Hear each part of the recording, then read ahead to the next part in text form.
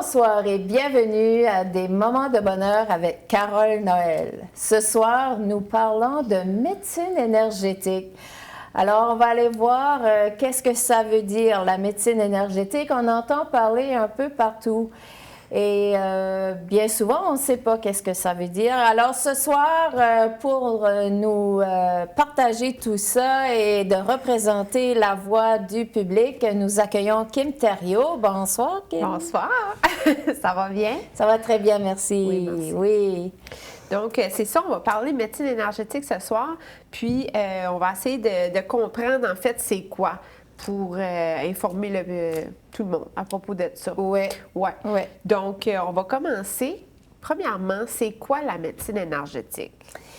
Bien, la médecine énergétique, c'est vraiment d'aller voir qu'est-ce qui se passe au niveau énergétique dans le corps humain. Puis, ça a rapport avec le corps humain. Et comme je l'ai dit auparavant, j'ai fait un bac en biologie, spécialisation en anatomie et physiologie humaine. Je me suis toujours posé la question, OK, on a des organes. Tous ces organes-là travaillent ensemble dans chacun des systèmes. Et tous ces systèmes-là travaillent ensemble dans un tout. Mais qu'est-ce qu'il y a en dessous de tout ça? Et là, je me suis mise, OK, on a des molécules. Puis les molécules, ben, comment ils sont formés? Comme exemple, la molécule d'eau, c'est formé d'hydrogène puis d'oxygène. OK, mais comment est-ce que c'est agencé ensemble? Bien, ça prend 2 hydrogènes avec un oxygène. Mais c'est pas juste là. C'est un partage d'électrons qui font en sorte que les 2 hydrogènes sont attachés à l'oxygène. Alors, c'est de l'énergie. Il y a de l'énergie qui voyage d'un hydrogène à l'oxygène et à l'oxygène puis à l'autre hydrogène. Puis ça fait en sorte qu'on forme une molécule. OK? Donc, c'est un transfert, c'est un partage d'énergie comme ça. Alors, je me suis dit, wow! Donc, on voit quelque chose de solide. Oui. Mais à la fin de tout ça, on est quelque chose de très invisible. Parce qu'on est juste de l'énergie. Et c'est comme ça que j'ai commencé à étudier toute l'énergie du corps humain. Puis là, j'ai commencé à voir qu'on avait 7 centres d'énergie dans notre corps, qu'on appelle des chakras. Ah oui, oui. Puis ces 7 centres d'énergie-là sont vraiment la source même de notre bien-être. Puis chacun des organes qu'on a dans notre corps est relié à chacun ou à un centre spécifique d'énergie. Puis ensuite, j'ai dit, wow, ça c'est intéressant. Puis tous ces centres d'énergie-là sont attachés à la colonne vertébrale. Et chacun de ces centres-là... On va l'avoir. émane une énergie comme une vibration. Et lorsque ce centre d'énergie fonctionne moins bien, les organes qui sont attachés à ce centre d'énergie-là vont être affectés. OK. Et c'est comme ça qu'on commence à ressentir des malaises et des maladies. C'est pas à cause de l'organe, mais c'est à cause du chakra, du centre d'énergie, qui est en déséquilibre. Peux-tu nous donner un exemple, s'il vous plaît? Ben, comme exemple, l'estomac. OK. L'estomac est associé au plexus solaire, au chakra du plexus solaire, qui est de couleur jaune. OK. OK?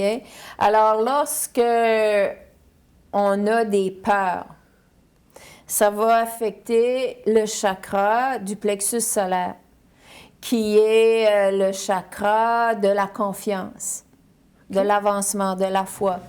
Alors, lorsque on a un manque de confiance, d'avancer vers l'avant, automatiquement, on va avoir un malaise au niveau de l'estomac, un reflux, une digestion qui se fait moins bien, des brûlements d'estomac, parce qu'on a des peurs. Alors, ça se représente dans l'organe qui est associé au chakra. Et c'est intéressant. J'imagine juste les autres chakras, avec quel organe que c'est relié, puis tout ça, là. Oui. Alors, lorsqu'on commence à étudier un peu plus toute cette association avec le fonctionnement du corps, puis c'est ça qui est la médecine, cette spécialisation que j'ai été chercher dans mon bac en biologie, et ensuite, toute l'étude que j'ai faite pour apprendre au niveau énergétique comment ça fonctionne. Alors, on peut relier l'énergie au fonctionnement anatomique et physiologique du corps humain. Et à ce moment-là, on peut voir, ressentir qu'est-ce qui se passe comme malaise. Alors, lorsqu'on commence à comprendre au niveau énergétique qu'est-ce qui pourrait faire le changement, alors on peut modifier beaucoup de choses. Puis l'humain, il est en mesure de réparer énergétiquement. C'est juste qu'il ne sait pas comment. Comme c'est pas tout le monde qui est médecin, c'est pas tout le monde qui est enseignant, c'est pas tout le monde qui est avocat, c'est pas tout le monde qui est mécanicien, c'est pas... Chacun a sa spécialité. Alors, c'est là où est-ce qu'elle est ma spécialité en médecine énergétique. Donc, c'est de permettre de te faire découvrir comment ton corps, il va être affecté par différentes choses que tu fais dans tes actions et surtout dans tes pensées. Parce qu'à chaque fois que l'humain pense, il vibre. Il envoie dans l'air une certaine vibration. C'est la même chose que si tu tires une roche dans un lac. Tu vas voir des vibrations sur la surface de l'eau. Alors, c'est la même chose. Tout ce que tu penses va vibrer. Alors, si tu penses à chaque fois, puis les pensées viennent à toutes les 15 secondes, des pensées qui sont destructrices ou négatives, alors tu vas vibrer du négatif. Ce qui va faire que tes chakras vont commencer à être en déséquilibre. Alors, plus que tu vas penser des choses, comme exemple la peur, plus que tu vas affecter ton chakra du plexus solaire, puis éventuellement, pouf, pouf, ça rentre dans ton corps, ton estomac, tu commences à avoir des brûlements d'estomac, exemple. OK. Puis là, tu dis, « Ah, pourquoi j'ai des brûlements d'estomac? » Bien, tu ne vas pas aller voir, « OK, qu'est-ce qui s'est passé dernièrement? » Tu vas juste prendre quelque chose pour régler le problème. Alors, tu mets un pansement. Tu mets un pansement sur le bobo. Ouais. Mais tu ne vas pas voir la source énergétique de qu'est-ce qui a fait qu'il y a une problématique physiologique. OK? Tout ça, c'est ça la médecine énergétique. C'est d'aller faire l'association entre l'énergie et toute l'anatomie et la physiologie du corps humain. OK? Puis c'est sûr que là, tu as des techniques énergétiques comme le Reiki, comme le Healing Touch, le Spiritual Alignment Connection, qui va faire des réalignements au niveau énergétique. Alors, ce sont des techniques. Peux-tu nous parler des études, comme là, tu viens de nommer Reiki, Healing Touch, tout ça. Peux-tu nous parler quelle étude que tu as faite pour arriver à tout ça, là? Bien, comme je l'ai dit précédemment, j'ai, au niveau anatomique et physiologique, au niveau scientifique, j'ai fait un bac en biologie, je suis allée en maîtrise. Et au niveau énergétique, Ouais. j'ai reconnecté avec qui j'étais étant petite. Oui. OK? Mais avant ça, j'ai lu une tonne de livres sur la croissance et toute l'énergie aussi. La physique quantique. J'ai lu plein de livres par rapport à ça. Et je suis allée me former, oui. J'ai fait les formations au niveau Reiki jusqu'à maître Reiki. C'est ensuite le Healing Touch, le Spiritual Alignment Connection, les bars, c'est vraiment des points au niveau de la tête. J'ai étudié les mudras à Bali, j'ai étudié le breathwork, qui est la méthode d'une respiration profonde. J'ai étudié, j'ai tellement été chercher de formation. Jusqu'à un moment donné, j'ai juste arrêté. Puis, quand l'humain il vient me voir dans ma pratique à Integra Soul, je mets tout ça dans comme une grosse marmite, puis je fais de la canalisation. Peux-tu nous parler un peu plus? La canalisation, c'est d'être vraiment à l'écoute de mes anges et de mes guides, de tes anges et de tes guides, puis de savoir où j'ai à toucher dans ton champ d'énergie ou sur ton corps, à quel endroit, pour réparer.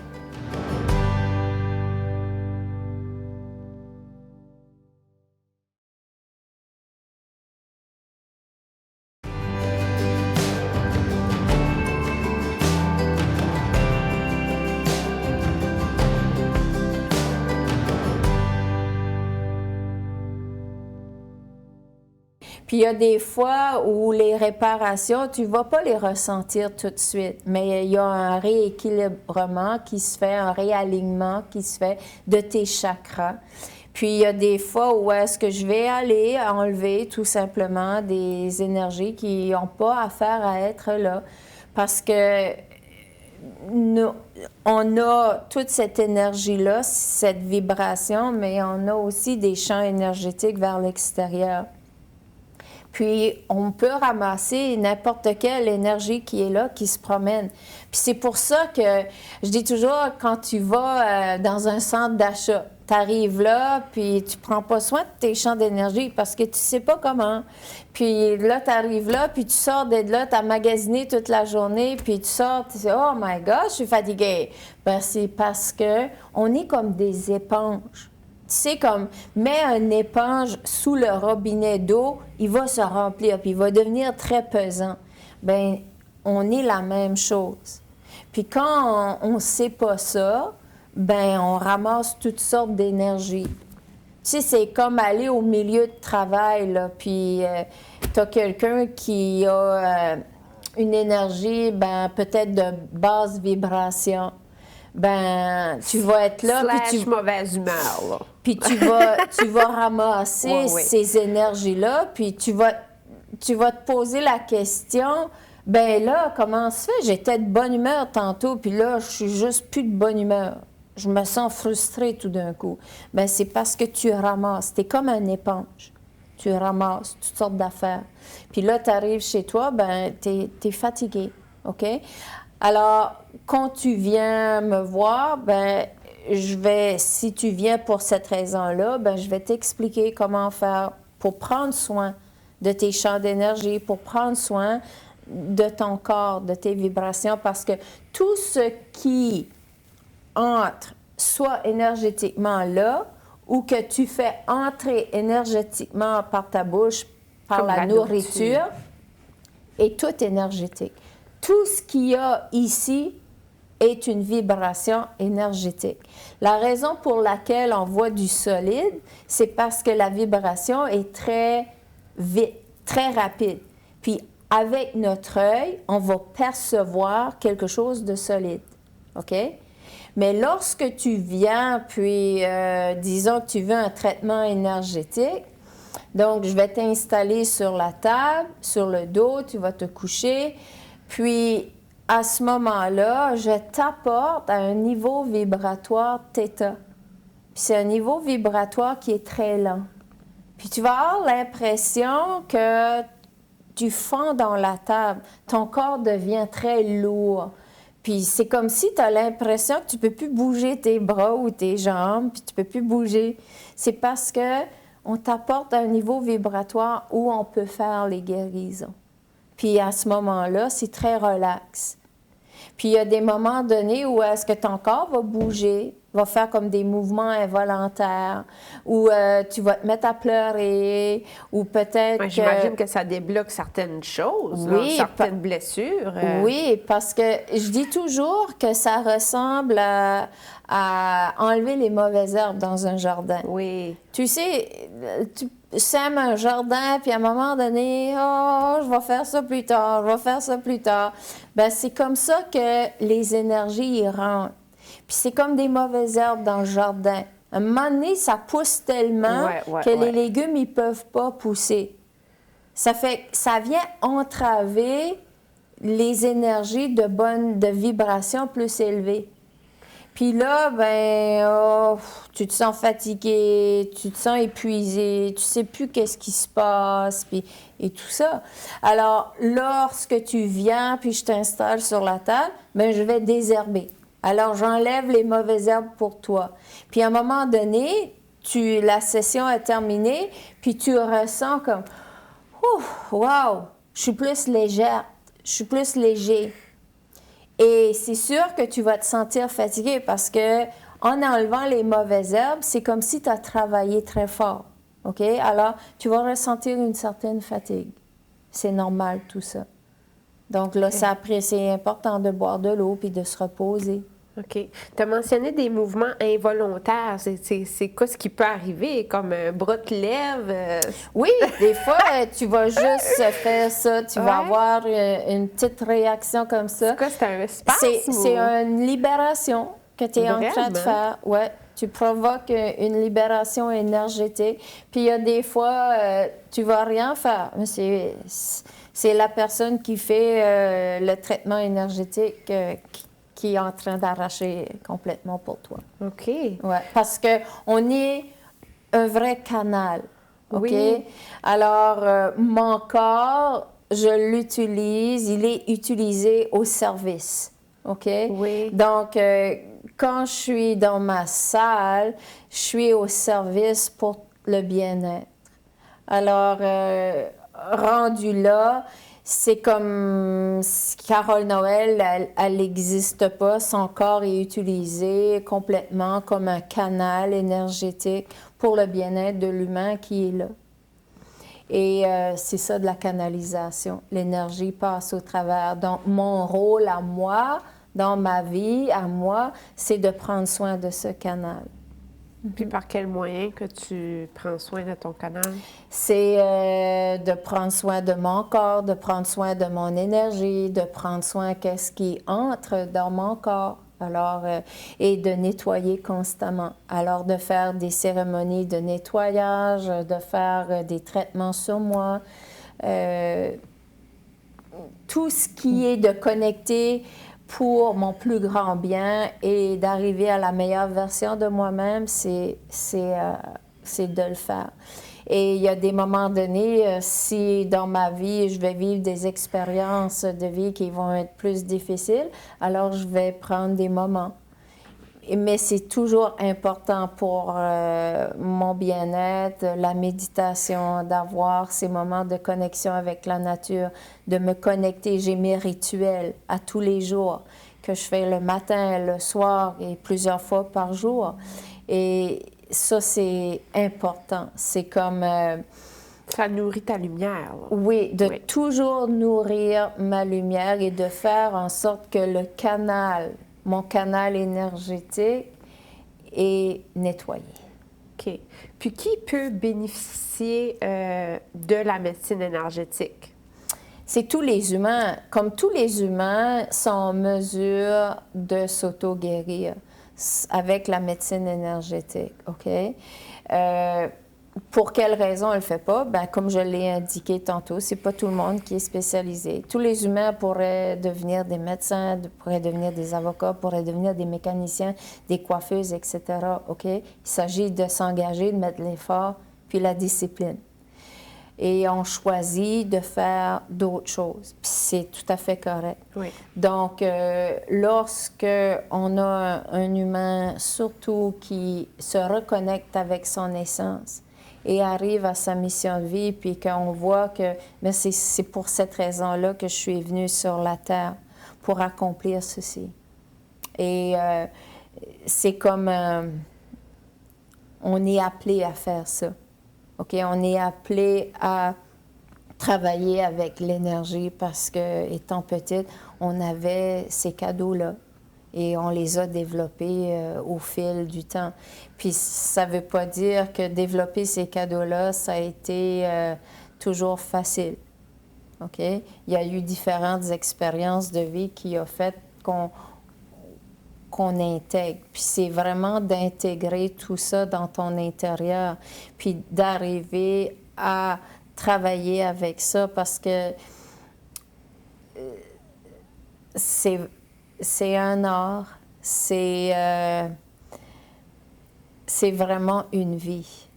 C'est d'être là, puis d'avoir cette reconnaissance et cette gratitude d'être au service.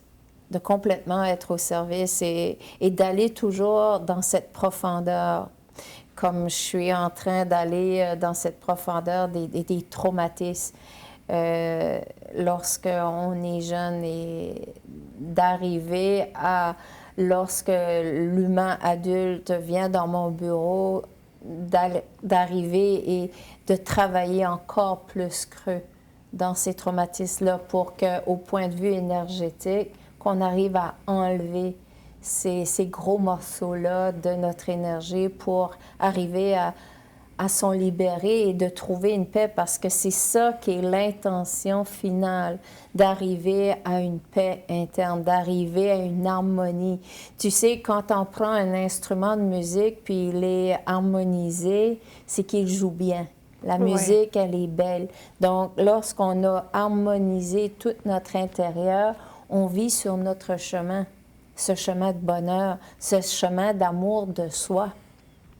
Et c'est ça le chemin de la vie, d'arriver à cet amour de soi qui est complète. Puis c'est un chemin de vie. C'est vraiment un chemin de vie. Ouais. Puis à travers la médecine énergétique, ça peut nous aider à aller mieux sur notre chemin de vie. Oui. Oui, puis c'est vraiment d'arriver et d'être prêt à s'ouvrir, parce que dans mon bureau, c'est un endroit sacré que je crée pour l'humain. Puis dans cet endroit sacré, il peut être qui il a à être pour être le plus authentique possible pour guérir. Donc l'endroit est très sacré, parce que tu as à être le plus honnête possible avec toi-même, parce qu'il n'y a pas de jugement dans le bureau et tu sors qu'est-ce que tu as à sortir pour guérir, pour arriver à cet état où ton énergie va couler comme une rivière, parce que tu vas attacher à ces 7 chakras. Tu as plein de rivières dans ton intérieur qu'on appelle des méridiens. Puis ces méridiens-là, des fois, ils sont bloqués. Puis je dis souvent, c'est comme un barrage de castor qui bloque une rivière. Alors l'eau ne peut plus ou coule moins bien. Puis c'est ça qui provoque les malaises. OK? Donc c'est très complexe et à la fois très simple, mais c'est assez complexe aussi. Puis lorsqu'on utilise différentes techniques comme ça, bien, on peut dégager. Puis c'est beaucoup l'acupuncture, la médecine chinoise, qui travaille beaucoup avec les méridiens, OK? Mais quand un humain vient, il y a des fois où est-ce que je vais juste toucher un point, parce qu'on me dit, OK, touche ce point-là. Puis, aïe, aïe, ça fait mal! Oui, parce qu'il y a un barrage de castor, là. Puis juste en faisant une pression, juste à circuler, mais on commence à faire circuler l'énergie. Puis tout d'un coup, il n'y a plus rien qui se passe. Il y a juste un bien-être qui s'installe dans le corps. OK? Puis, il y a des fois, et c'est tout, c'est l'objectif final, c'est d'arriver à une belle rivière. Alors, sur ce, je remercie Kim d'avoir posé ces bonnes questions à votre nom et je vous dis merci, merci pour cette belle présence ce soir et on vous invite à une autre émission des Moments de bonheur avec Carole Noël. Merci.